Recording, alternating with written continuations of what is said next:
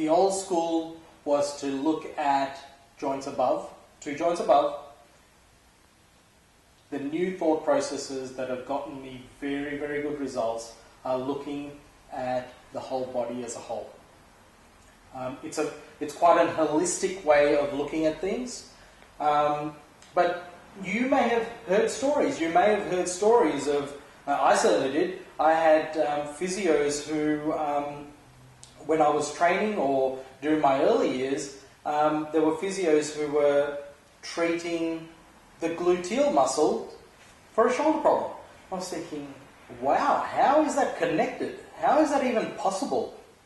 But it's only after considering this did I then realize that, now I see why a person might be treating the shoulder or might be treating the glutes for a shoulder problem. Okay? So, what I'd like to say is don't dismiss it. Don't dismiss don't dismiss the fact that you go to the third joint, or don't dismiss the fact that the problem could be coming from anywhere in the body. Keep your mind open to it, and you will find you get very, very good results. When you've considered where a problem's coming from, the types of objective tests that you do will involve all of these things. You will pretty much scan the body, and you as a scientist, by the way, you will be picking out information. You'll be picking out things like, where is a muscle too tight? Where is a muscle weak? Where is a ligament or a joint that is stiff? Where is a joint that is too lax?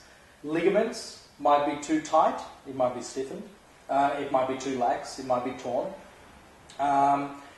You will have an array of special tests for different parts of the body, and you will also have functional tests for different parts of the body. So the number of tests that you will do for a certain problem will be quite large. So let's use the person who's got that knee problem again.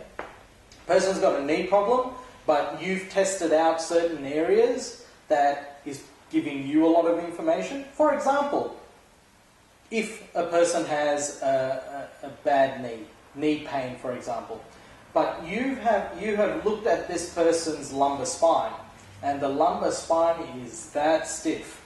It is super tight.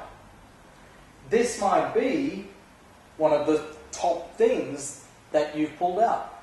You found that the L4 joint is very, very tight. L4, L5 joint is very, very tight. And you ultimately create a list of things that from top that are really standing out to the ones that are not standing out as much. But you have determined that because you as a scientist, and I keep stressing this word scientist because you're the person pulling out this information. Muscle tightness or muscle inflexibility. For example, muscle tightness is a pure test of palpation. But it is not the patient or the athlete who's done this. You've done it. You're the scientist. You've been able to find that there was a certain level of inflexibility in a person's muscle test, muscle length test. Once again, you've been able to find that out. So consider these, but you want to consider it throughout the body. Holistic. Then, once again, just like the subjective, you measure everything. Okay?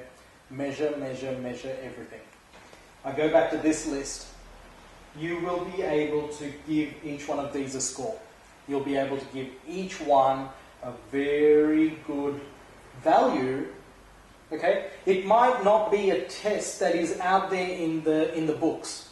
It might not be a test that is a true definition on how tight a muscle is. But think of ways of working that out. Think of ways of working that out. And if you can think of ways to say, well, you know, that glute was really quite tight on that person. Normally, I'd give, you know, a score of 10 out of 10 for a muscle that is not as tight. You know, the muscle is doing really well, so 10 out of 10, perfect. Man, this muscle was super tight. And when you compare the gluteal muscle to the other side, even worse. Okay? So I'd probably give this side a 2 out of 10. But the other side, not too bad. Still a little bit of tightness there. I'd give it an 8 out of 10. So just that way, you're giving yourself a score. You're giving yourself an idea of where things are headed. You're giving yourself a baseline. You're giving yourself a measure, because if you measure everything, you will be able to then make a difference.